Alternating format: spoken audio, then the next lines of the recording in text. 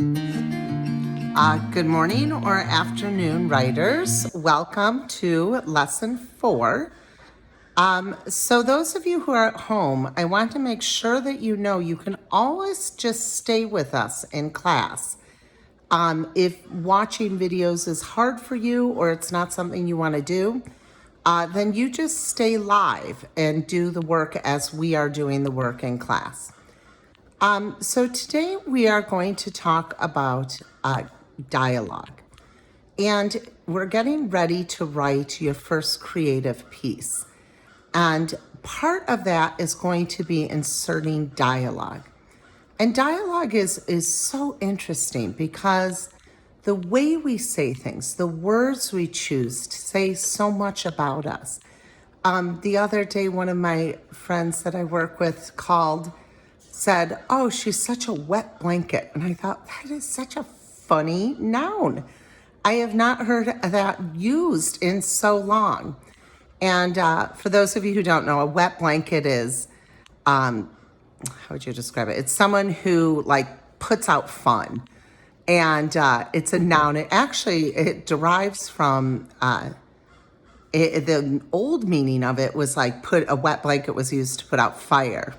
And then it turned into a wet blanket being referred to someone who squashes fun. But even that term, referring to someone as a wet blanket, I thought, I want to somehow put that in my next writing piece. I'm going to use that word.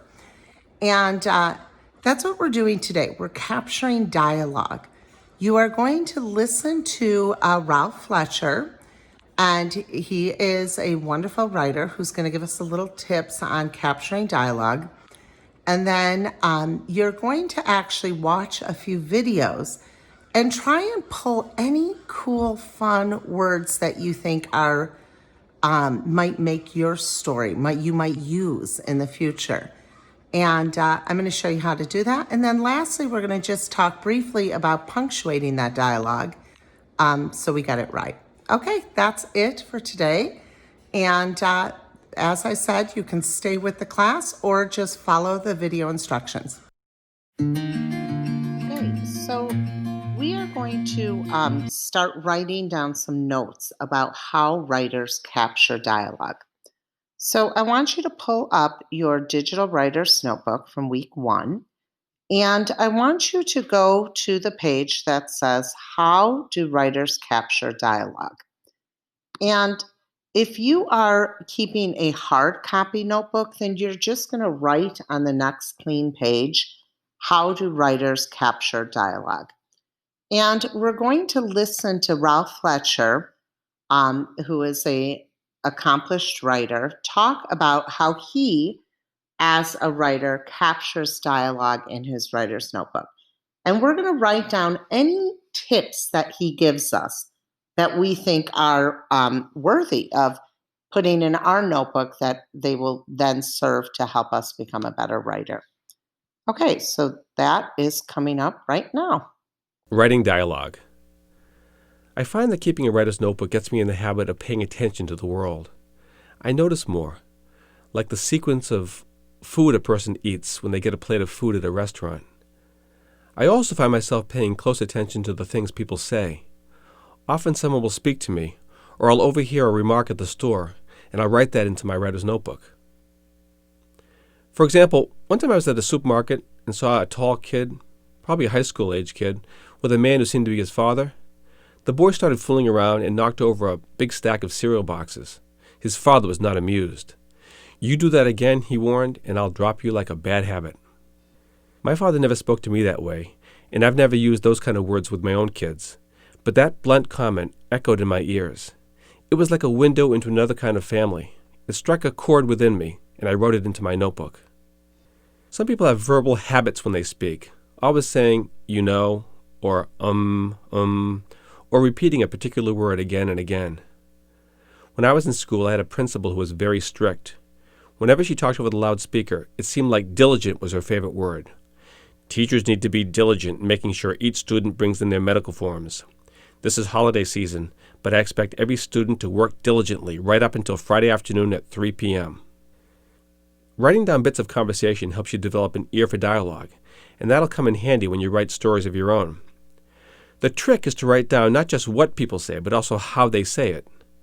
You know the funny way little kids talk? It's funny to hear how they make up words or mispronounce them. I know a boy who loves aminal crackers. And when my son Joseph was 3, he'd always say, "I need my bobble," his bottle, before going to sleep. Those are the kind of things that you write in your writer's notebook. Notice that when people talk, they don't necessarily speak in nice complete sentences. They use sentence fragments and often interrupt each other. Here's an example of me talking to my son Robert, who's about 15, after he came home from school the other day. "How was school?" I asked. "Dece," Robert replied, which is short for decent. "It was okay?" I asked. "Yeah, we saw a movie in mythology," Robert explained. "That was pretty sick. But lunch was horrible. The pizza was disgusting, cold and hard. Must have been made last year." "I doubt that," I said. "I'm sure—" "No, I'm telling you, Dad," Robert insisted. "This stuff was fossilized." When you write dialogue like that, put it down in your writer's notebook exactly as the person said it. So now it is our turn to capture a little dialogue. Now, in a normal school environment, we would walk around the building. And I still want to invite you to kind of take notice of some of the things that your teachers say over the next couple of days and jot them in your writer's notebooks or people at home. But we thought because it's an unusual kind of year, we're just going to have you watch a couple video clips. And this is actually even interesting as well. Like I was watching a show my husband likes, and the guy said, "This is my unicorn." And I thought, I've never heard someone talk like that. So I would write, "This is my unicorn," in my writer's notebook. For those of you who are doing digital notebooks, you're just going to capture any phrases or words that you think are interesting. You're just going to write them straight into your digital notebook. For those of you who are doing hard copy, you'll do the same on the page that you have taken notes from Ralph Fletcher. So this page should be filled with dialogue. That is your job today. And you just, for the assignment, you just click on, and there's a link. You only have to watch about 30 to 60 seconds. And you're capturing any words or phrases, and you're writing them in your writer's notebook. Okay.